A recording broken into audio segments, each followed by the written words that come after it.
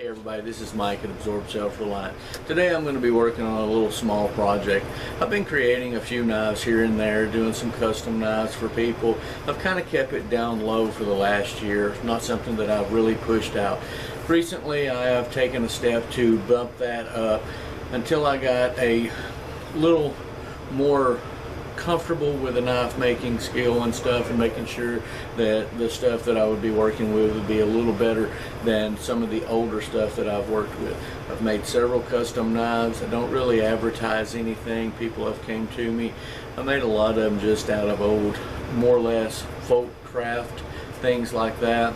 A lot of people wanted that type of saw blade knife made just so that they can say that they had a piece of metal that came off of a saw blade, and that's what it was before.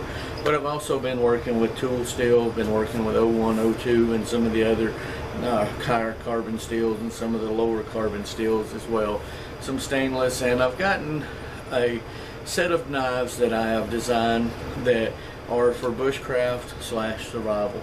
One is more just a strictly bushcraft, and it's basically a smaller bushcraft knife, and then I have one that is more suited for the ladies or someone with smaller hands, as like I have. Another one is made more for larger batoning, one tool do it all option, I guess as some would call it.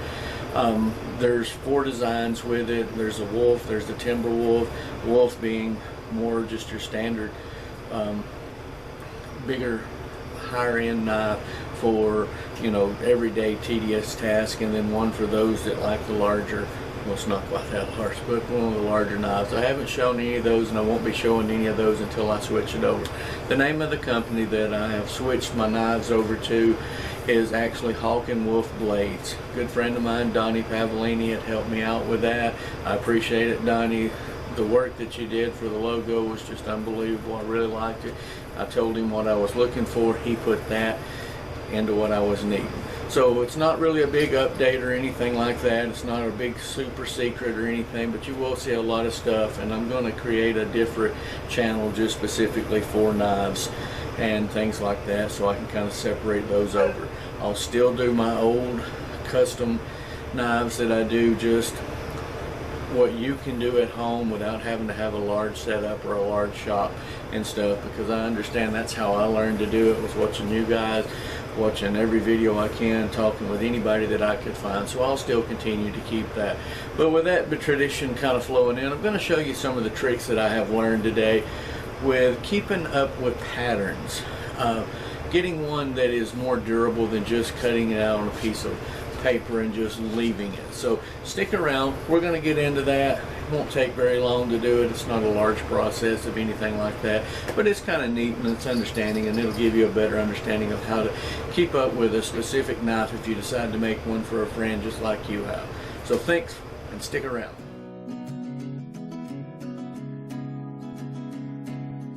As you can see here on the table is a big mess. These are all the designs that I have done over time. Drawn them out, sketched them out, etched them out, done all kinds of different things. Had to trace them back out, put them onto the metal, and every blade always ended up custom. Why? Because my knife would never be the same. So this is what we're going to do to make it a little easier to keep up with those and have them nicer and neater. So once you have the pattern that you want, and you've drawn it out, you've done everything that you've got to do to get ready to trace it over to your metal. Let's not take it off the paper yet. Let's go ahead and cut it out off the paper, and let's try a new trick. What we're going to do is, we're just going to let's not cut it too close.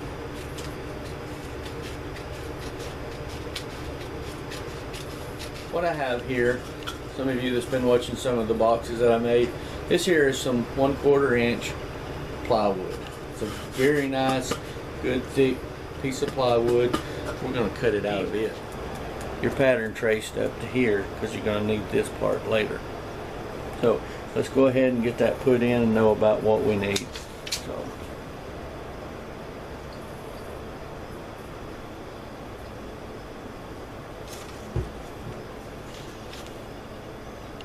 smear it in.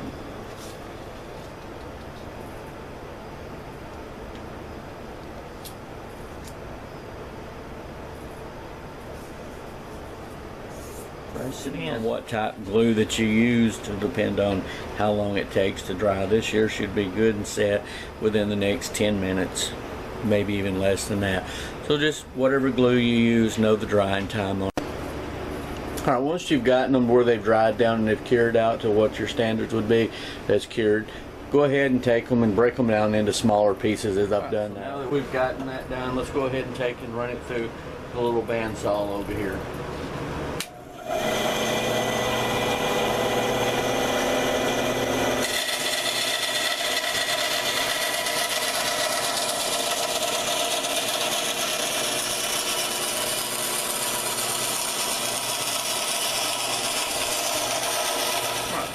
As you can see, she's not to the lines.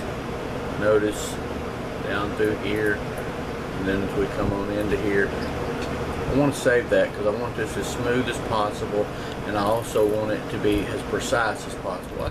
Alright, we're going to turn it over here to this. It's just in a little old cheap Harbor Freight.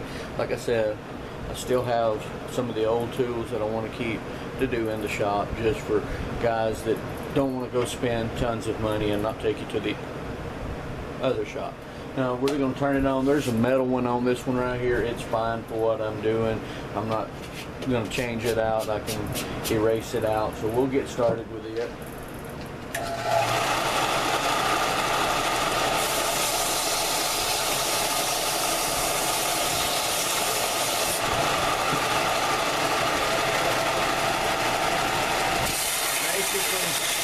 We're going to sand it down.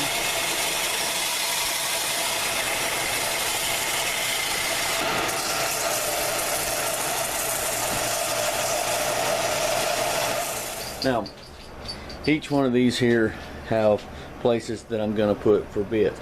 Depending on the thickness, these are just test runs. I'm not sure which ones that I'm going to use yet, so I didn't go ahead and put my holes, because whenever I go ahead and put my pins and stuff in, I may go with mosaic pins on some of them I may not. So with these particular 4 here, I don't know which one, but you can drill your holes, and if you're making the same knife over and over, then there you go. If you're just going to make one of them, wait until you're going to set your pins and know what kind of pins you're going to put in before you drill the holes out. Just know that each one of those will be the centerpiece. Well guys, whoops, good thing they weren't real, isn't it? Here's the knives templates that I've made. These are more permanent, more durable, and they're easier to set up, and you can take and just hang them up right inside of your shop. So I hope this helps somebody out with it. It helped me out when I first ran across it. I had seen it on a knife making forum, and it really helped me out. I don't remember where I got it from, but it was very nice that someone took the time, so I thought I would kind of pay it back for maybe some of my viewers. So there they are. Hope it helps you out, and I'll catch you on another video.